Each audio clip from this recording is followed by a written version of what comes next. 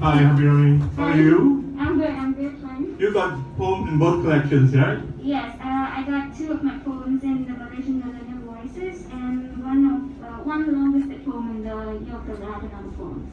Can you tell us a little bit about your writing journey? Okay. I don't remember a time where I've not written, so it's always constant, and though I don't really send it out to a lot of publications, it's always flowing out of me, so it's like I'm compelled to do it. So yeah, that's pretty much it. Okay. Yeah. So, which poem are you going to read from Malaysian Millennial Voices? I'm going to read Into the Oblivion, page 16. So, this poem I included certain words from my mother tongue, Tamil. So, just want to give. So, Vetale Paku is a betel nut wrapped in betel leaves and it's chewed.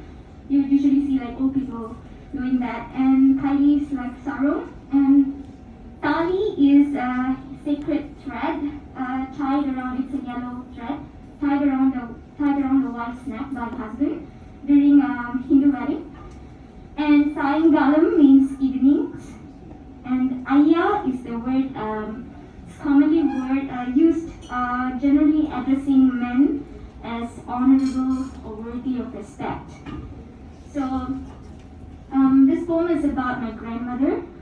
This was a time I was grappling with grief of her not being able to recover from her stroke. So, yeah. I have thought so much about the woman who had a tattoo on her arm before she became a widow. She smelled of Vetale Paku that she chewed daily while digging through her thorny garden in her cotton white sari. I have thought so much about the way her kaili swayed every time she pulled it higher up her waist with a twisted knot that smelled like mud, damp roses, and Vetale Paku. And the aroma of her evening masala tea with egg toast. I have thought so much about her widowhood and the way she always folded her paku neatly inside of Vetale, her stained breath, a permanent signature of how loss operates when she was relieved of her wifely motherly duties in haste.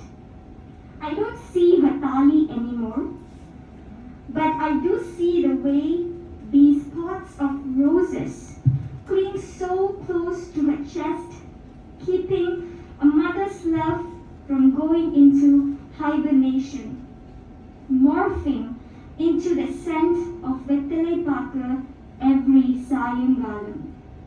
I have thought so much about her gait, her smile, her neatly folded cotton white saris in the closet below the wooden stairs, and how she calls my father Ayya whenever he comes to visit.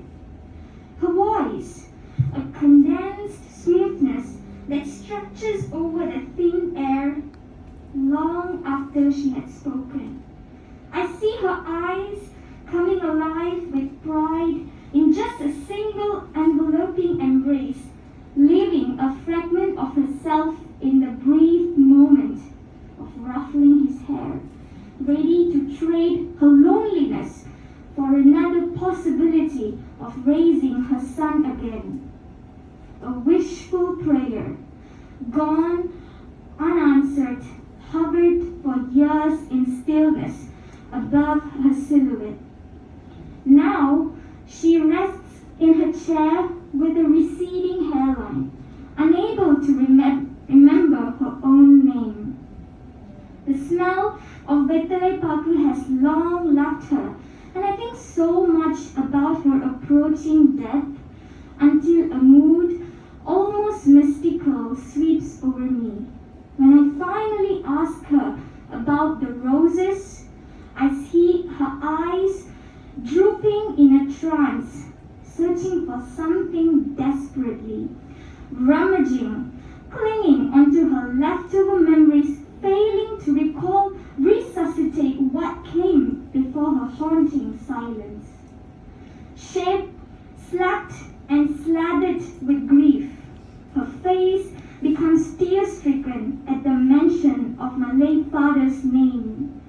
One sharp breath, and she slowly calls me Ayah, and then looks elsewhere to find her long-lost son.